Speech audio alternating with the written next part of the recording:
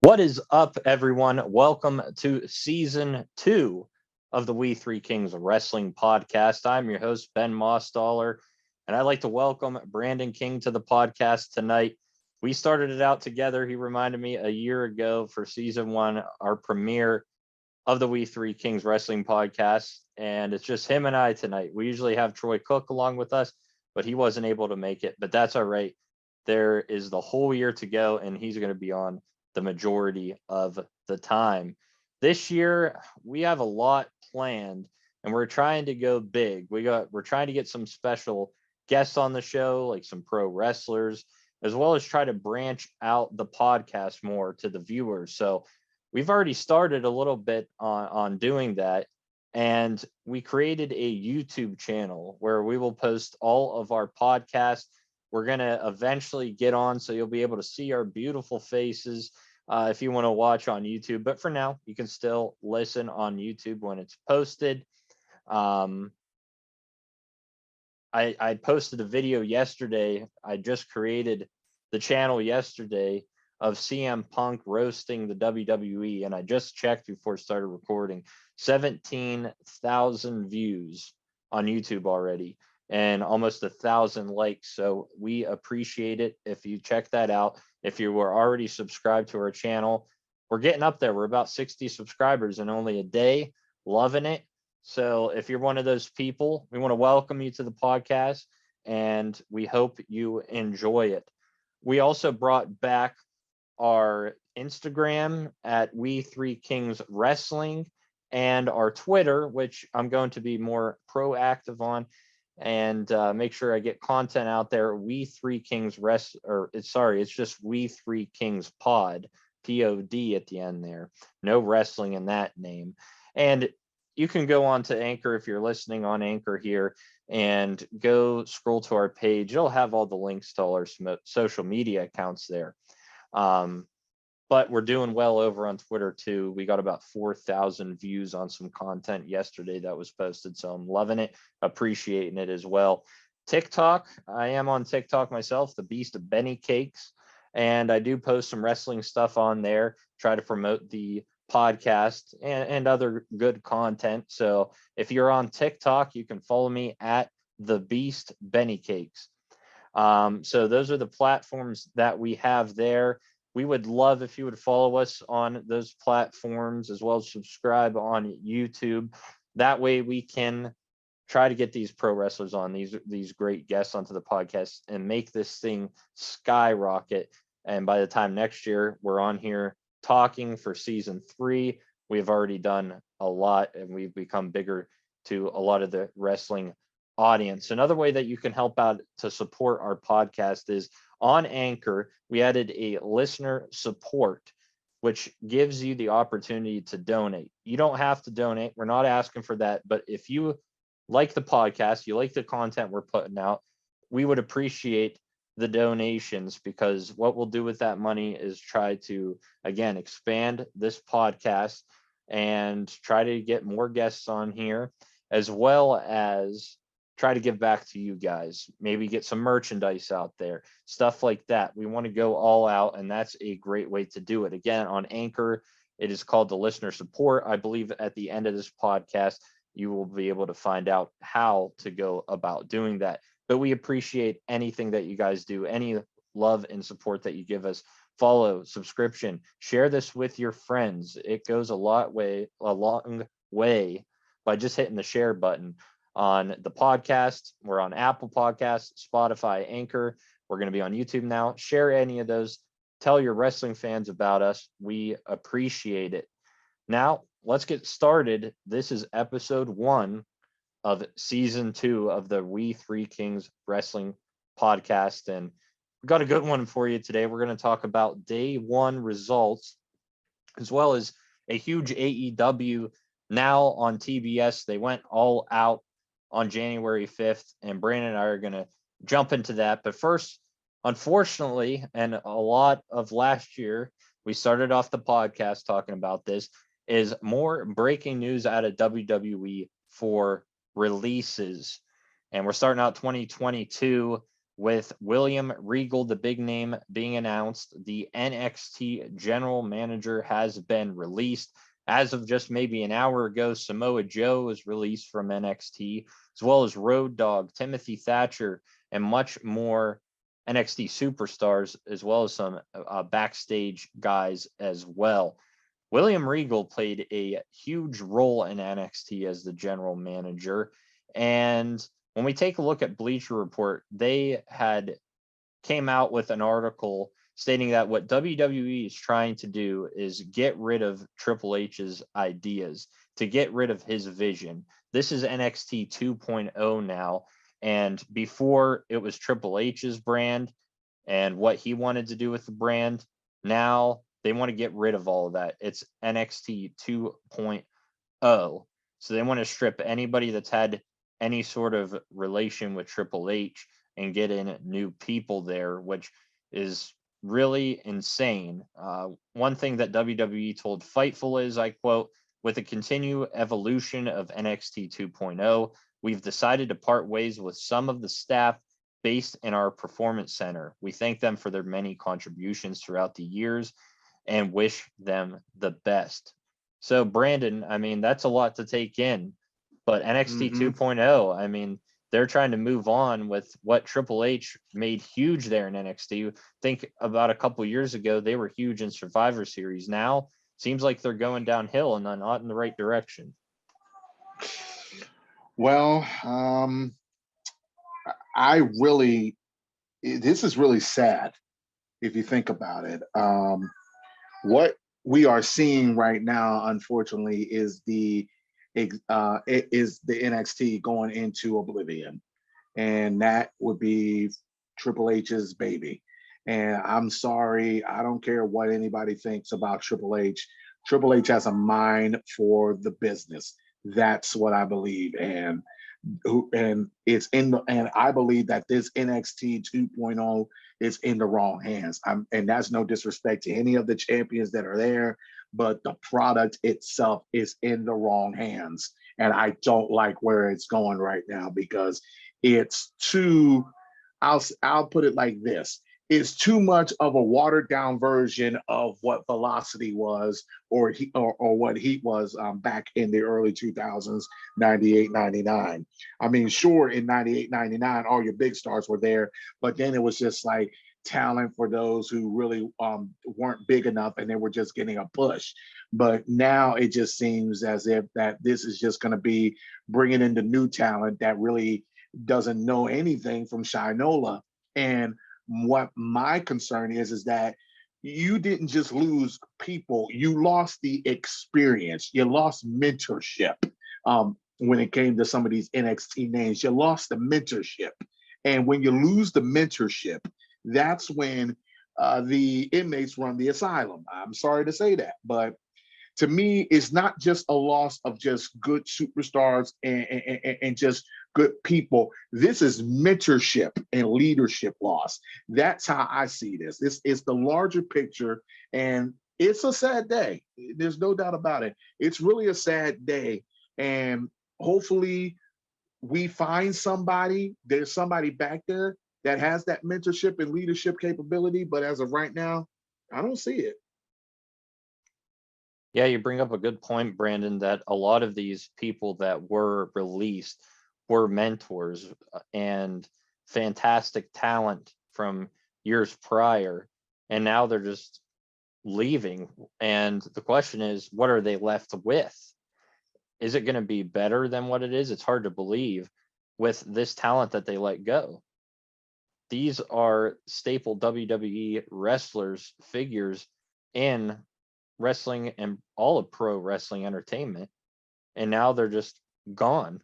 And AEW was making quick of this last night. CM Punk, the video that I had posted on our YouTube and Twitter, said, and I quote to MJF, "If you think the grass is greener on the other side, be my guest. Go ahead, leave main event a night 4 of a buy one get one extravaganza, and then get released faster than you lasted in the sack."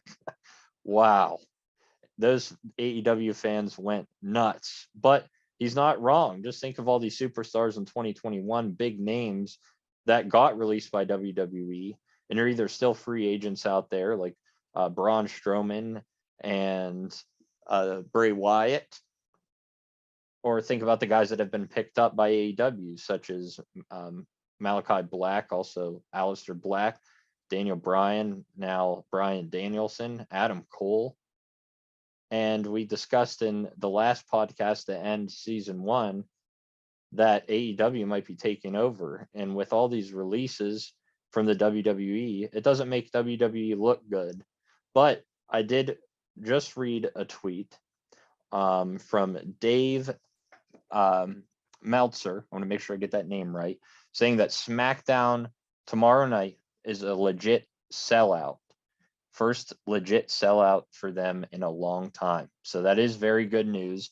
We suspect that, and what it is saying now is that Roman Reigns is cleared. He's healthy. He's going to be on SmackDown, and Brock Lesnar is going to be there as well. So that is some exciting news, and probably why a lot of these tickets are selling out. But let's talk a little bit about Brock Lesnar and Roman Reigns, Brandon. And back to day one on January 1st, Roman Reigns was set to defend the Universal title against Brock Lesnar.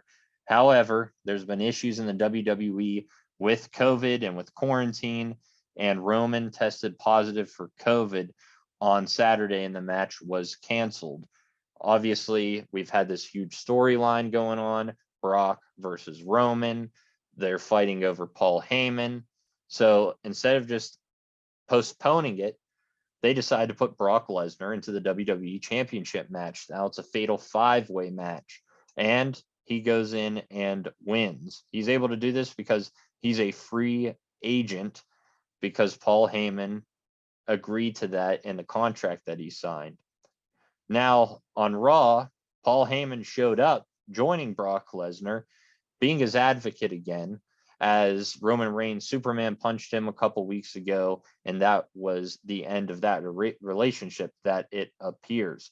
So, Brandon, what are your thoughts on this move by WWE to kind of go away from the Roman Reigns storyline a little bit to get him the title? Obviously, it looks like they're bringing it back on tomorrow night on Friday Night SmackDown, because those two are going to be in the ring together. But what are your thoughts on the move to put him in the WWE Championship match and then having him win it?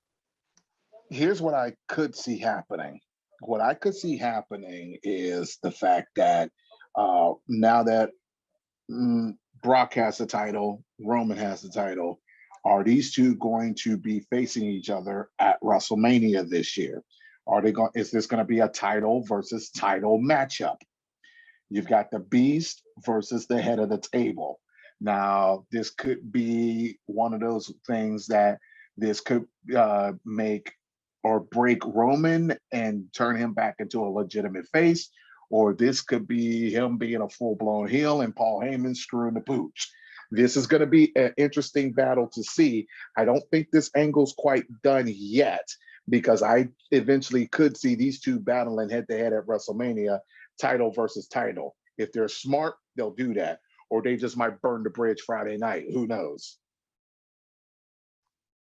Yeah, this is going to be interesting what they do with it, because now on Monday night, we saw the 4 superstars that were originally wrestling for the WWE Championship go into a fatal 4-way match where Bobby Lashley came out successful.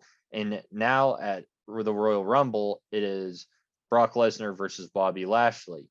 And now you have 2 advocates, Paul Heyman for Brock Lesnar and an MVP for Bobby Lashley, that are going to be going head to head. Think of the storylines that this could go about. And you bring up a point about Roman versus Brock at WrestleMania. I've heard rumors that that could happen, that you have Brock versus Roman, one for a title unification where the winner gets both titles, and they're just going to make it one championship. So you're not going to have SmackDown and Raw. You're going to do, or you will have that. You'll just have every superstar not linked to a brand. They're able to compete on both SmackDown and Raw, kind of how AEW does it now. I've heard that. I've heard they'll go straight up and just wrestle each other. And then I've heard that Drew McIntyre is going to take on Roman for the title. and that Bobby Lashley is going to take on Brock Lesnar for the title at WrestleMania. One thing that I could see happening is that the Royal Rumble men's match is most likely going to be the main event. I could see Bobby Lashley losing to Brock Lesnar, getting upset, putting himself into the Royal Rumble, and winning the Rumble to qualify to take on Lashley at WrestleMania. I could see that happen. Brandon, what do you think about that? And what do you think of the aspect of MVP and Paul Heyman? What kind of role will they play in this rivalry? Okay, so let's deal with the Lashley part first. Lashley's already in a match. And let's just say that he loses, he'll get ticked off. But the question is that in order for him to do that, he literally has to go back to being a heel for about 5 minutes and take somebody out the match. So he would have to do that and then win the Royal Rumble to go back to being a face again. That I can see happening.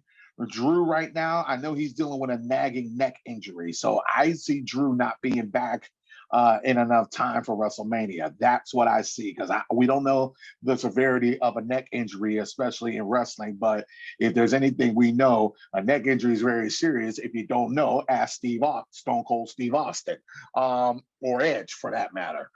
But as far as that, now the question is that if Lashley wins the Rumble and faces Brock at Mania, then that leaves Roman open. So the other move is that you take Big E, put him back on SmackDown, have him go against Roman, and have Big E beat Roman for the tag titles, have the New Day beat the Usos for the tag titles, because speculations are, this is what's coming out when I saw in Sportskeeda, is that the New Day has talked about going back to being heels again.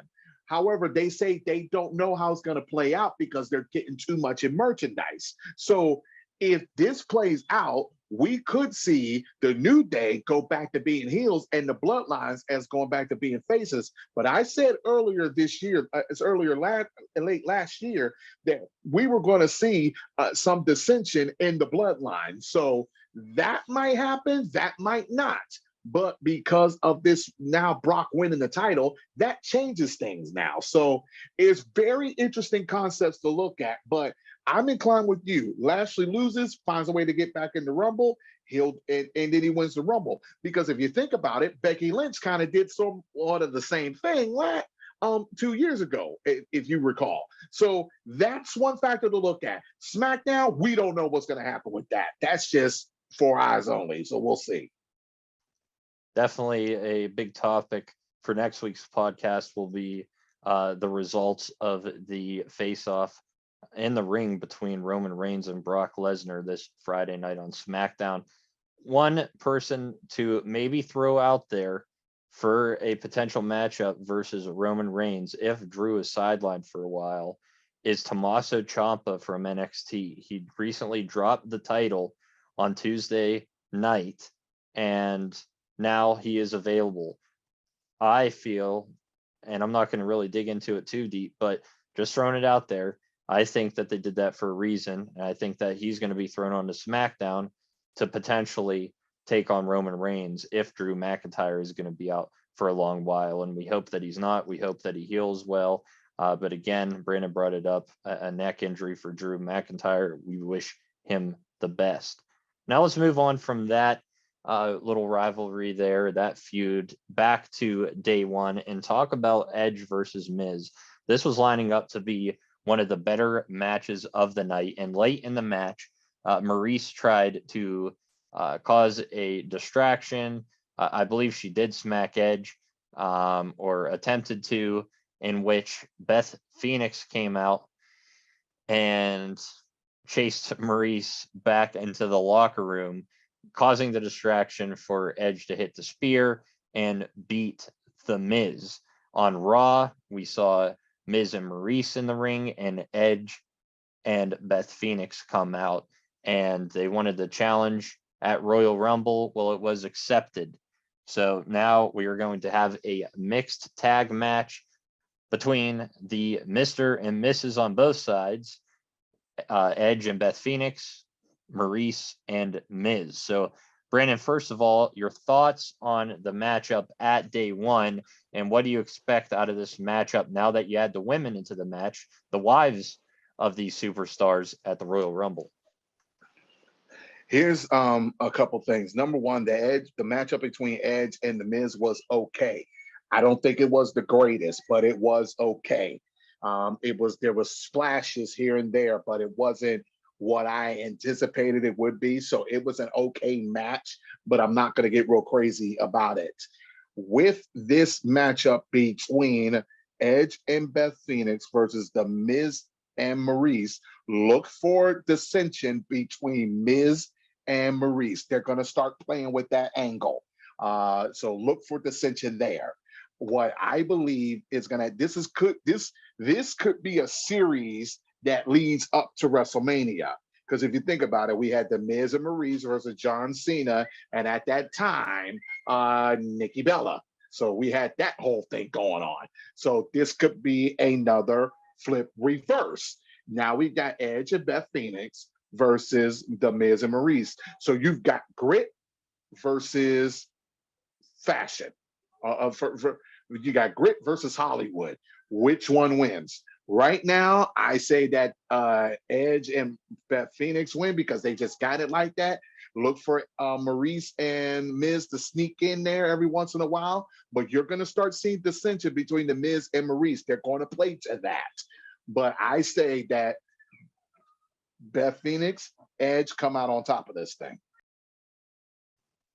Yeah, I loved seeing Beth Phoenix arrive, and I kind of expected it at some point when Maurice was so involved, whether it was on Miz TV, on Raw, and leading up to it, obviously, Edge pouring the black goo or whatever you want to call it on top of them during their renewal of vows a couple weeks ago. It played a lot into it, and I wasn't shocked when Maurice and Miz pointed up towards the entrance, and you saw Beth Phoenix standing there. I like the angle that they're going with this. I agree with you. I thought the match could have been better, but we did predict the outcome right with Edge winning. I think this is going to be a fun match to watch because it's been a while since both of these women wrestlers have been in the ring, and Maurice was a very talented wrestler. Of course, Beth Phoenix, the Hall of Famer, a very talented women's wrestler in that division. And now they get to wrestle after years being off. I think that's going to be the fun thing to see. How will they be able to perform? And will they be able to win the crowd over and the WWE universe over while they're in the ring? We know that Edge and the Miz can, but can the women do it? That will be the interesting thing to watch. Now, of course, there's other matches from WWE day one, and we're not going to talk about everyone specifically. But Brandon, I just want to bring up which match you enjoyed the most and which match you enjoyed the least. Some of the other results from day one were Becky Lynch defeating Liv Morgan to retain the Raw Women's Championship, Drew McIntyre defeating Madcap Moss, the Usos retained the SmackDown Tag Team Championships versus the New Day, RK Bro defeated the Street Profits to retain the Raw Tag Team Championships. And on the kickoff show, we had Sheamus and Ridge Holland defeating Cesaro and Ricochet. So overall, Brandon, favorite match, least favorite match of the night? The tie of the favorite match goes to the tag teams. I mean, for Vince not to like tag teams, he had to be impressed with how the tag teams worked that night. But I'm going to give the edge to the Street Profits and RK Bro. How they pulled out that RKO, that was just Dudley like, and man, you have to get props. I'm telling you, RK Bro, there's something else. I think they're gonna hold on to those titles for a while, and because I'm enjoying this trip with them. Least favorite matchup was between Becky Lynch and Liv Morgan. For the simple reason, Becky in that matchup started acting psychotic. She started talking to herself. She started acting psychotic. Liv Morgan, I eventually do see her winning the Royal Rumble and going to challenge for the title at Mania and having her win it at Mania. That's what I see happening. So, but I didn't like the matchup in itself because Becky Lynch just acted too psychotic. It was just, it was too much for her and her character. Too much for her. That was my least favorite matchup. Yeah, Troy said that he didn't like that matchup as well. I didn't mind it in the fact that I think Liv Morgan performed very well. She pulled some new moves out, and that one where she like flipped over the rope and then grabbed Becky from the top ropes and slammed her down, power bombed. I forget what exactly the move was. That was unique stuff we haven't seen before out of her, and I like how far along she's come. And I'm a huge Liv Morgan fan, and I talk about her a lot on this podcast. But I just think that she's improved so much over the last years, and that she's at a spot where it's we got to push her now to see if she is worthy and if she can carry a brand. And I think she performed very well. Again, I didn't like the results, but now it looks like it's going to be Dewdrop, Bianca Belair, Brandon's girl there, and Liv Morgan facing off in a triple threat match to determine who will take on Becky Lynch. I ultimately see a rivalry still between Bianca and Becky. I think that's the better rivalry, but I could see Liv Morgan going to the Rumble and winning the match. Obviously, probably the two least favorite. Sheamus and Ridge Holland, Cesaro Ricochet. I mean, that was just a kickoff show event. McIntyre and Madcap Moss, I don't understand why those two were part of the main card at day one. It wasn't a god awful match, but it still wasn't like a match I was looking forward to. So I'd probably say one of those two are the least favorite. RK Bro and the Street Profits probably won it over for me. Brandon, like you said, I think that that was the most entertaining match of the night. The Street Profits are very talented. RK Bro is just winning it over with the crowd. They're pretty much who you want to see on Raw. I mean, nobody really cares. It appears at the WWE Championship picture. Maybe now that Lesnar's on top, it'll be a different story. But for a while, the biggest crowd reaction came from RK Bro. And the Street Profits, again, very talented in the ring. So when you combine those four men for the Raw Tag Team Championship at day one, they put on a great match.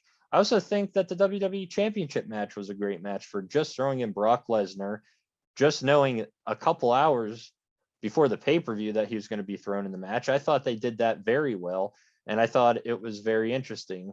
He still came out and dominated. Lashley obviously had it out for him. He got him in the Hurt Lock, or whatever you want to call it, the full Lashley. They had a ton of names for it. But I thought that it was very well done for just throwing in Lesnar there in a very entertaining match. I would have liked to have seen what they would have done with Roman and Brock, but maybe we'll get that for the future. But overall, those two stick out to me the most when we think about day one. So let's wrap up day one, put that behind us. We'll be looking forward to the Royal Rumble here in a couple weeks. And on the podcast, we will be doing predictions. We'll be talking about it more as we lead up to the Royal Rumble. Let's move on to AEW now. And again, like I said at the beginning of the podcast, AEW moved to TBS from TNT, and we had huge championship matches last night, starting off with the AEW championship between Hangman Adam Page and Bryan Danielson. If you recall, just about not even a month ago, they wrestled at Winter is Coming, and it went a whole hour and ended in a draw.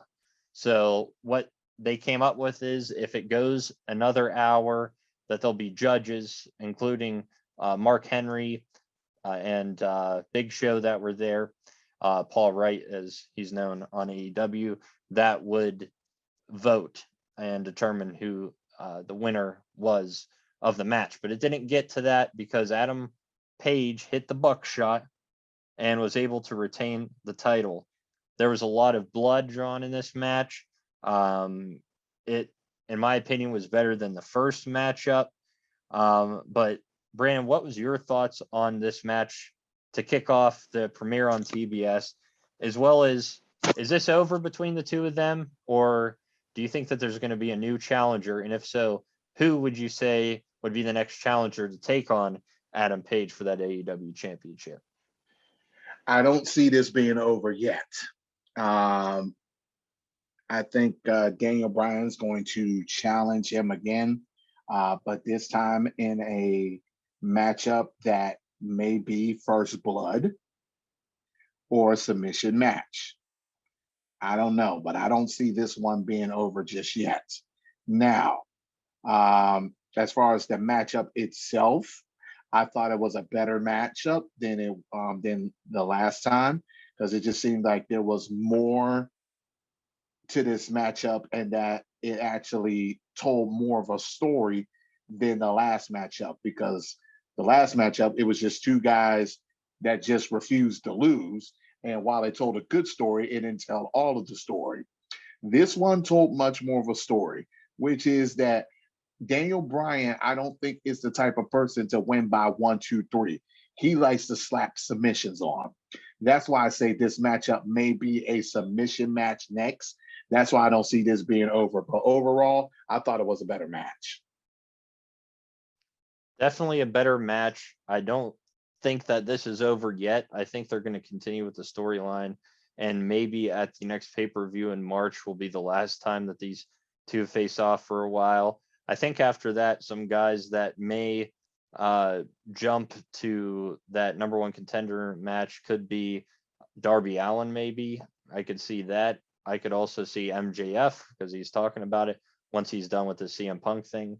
CM Punk could be fighting for a title. There's a lot of superstars in AEW that you could easily say, yeah, they deserve a title shot, compared to WWE, where there's only like the top tier of guys. I'm a big Sammy Guevara fan, and right now he's taking on Cody Rhodes this Saturday night for the TNT Championship, which now I guess they'll keep it that since they're on TBS.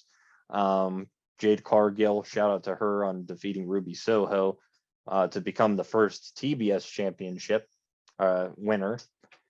But there's so much talent on this WWE or this AEW roster that you could pick a name out of a hat and it would be a good match between Adam Page, and that person most likely is deserving of a AEW championship match. So I really hope that they don't hold on to this too much longer between Bryan Danielson and Adam Page, but I do see them possibly going at it one more time at the next pay-per-view, which is in March. All right.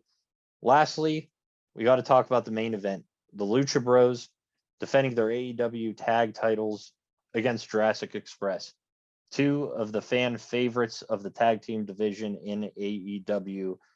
During the match, unfortunately, Ray Phoenix got choke slammed into a table.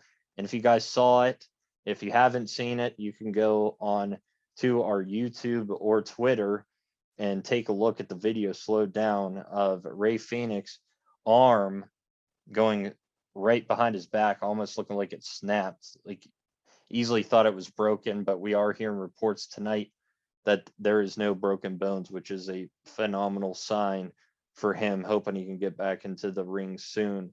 But after that, obviously he wasn't able to compete, but the match didn't last much longer. Jungle Boy rolled up Penta, and we have new AEW tag team champions in Jurassic Express. So I heard rumors, and this is just some inside information, that the matchup was supposed to go with the Lucha Brothers retaining the titles, but because of the injury to Ray Phoenix, they gave the titles to Jurassic Express since they figured he wouldn't be able to compete for a while. I'm not saying that that's true, not saying that that's false, but that's just a rumor that's thrown out there. But nonetheless, Jurassic Express is the AEW tag team champions. Brandon, you happy about that? And maybe another tag team, if it can't be the Lucha Brothers for a while, who could step up to that role and take on Jurassic Express? Who would you like to see? take on that role. Wow. I'll tell you what, that matchup in itself was phenomenal. We do understand that it was not a broken, it was not broken, it was just dislocated. So that much we do know. So that's a very good ordeal. Um, right now, I don't know who you would put up against these guys. I say let this be a series. If it once his arm heals back up, I say Lucha Bros go after it again. I was impressed up with the match. That matchup could have gone either way. It could have gone either way. Man, it was just a matchup to remember. Now, what I can see happening is maybe somebody like uh somewhere where like Orange Cassidy and he teams up with somebody and they get it, or Darby Allin and Sting go get it, or somebody else of that nature. But these that matchup in itself was phenomenal. I'd like to see this be a series between these two because you're going to get nothing but just straight pure action. This matchup you can't sleep on because the moves are just off the chain. So I like to see these two added again in a series. Oh, these are definitely the top two tag teams right now in AEW. The Lucha Bros are just phenomenal to watch in the ring. They just have that connection and they have that excitement with their moves that you just always want to watch when they're wrestling. As far as the Jurassic Express, though, again, very talented fan favorites. They've been winning over the crowd for a while now. And now with the news, and hopefully, again, Ray Phoenix is okay, but Penta, unless he finds another tag partner or goes solo, they're going to be out for a while. So I think some guys that will go up against Jurassic Express, I think the Acclaimed will be probably one of the top tag teams to challenge. FTR has been there, but it's time for somebody new. So I think the Acclaimed would probably be my top pick to take them on. We'll see what happens, but a very exciting match. These tag teams are very talented, and it just shows you how strong the AEW tag teams are compared to any other pro wrestling brand. So prayers out to Ray Phoenix. We hope he heals and can come back into the ring. But this just shows you, and I saw a lot of wrestlers tweet out that these people put their bodies on the line. It is entertainment, but they're really putting their bodies on the line for that entertainment, and they're going out there giving it their all. And I think we just have to end the show by saying that, this is real.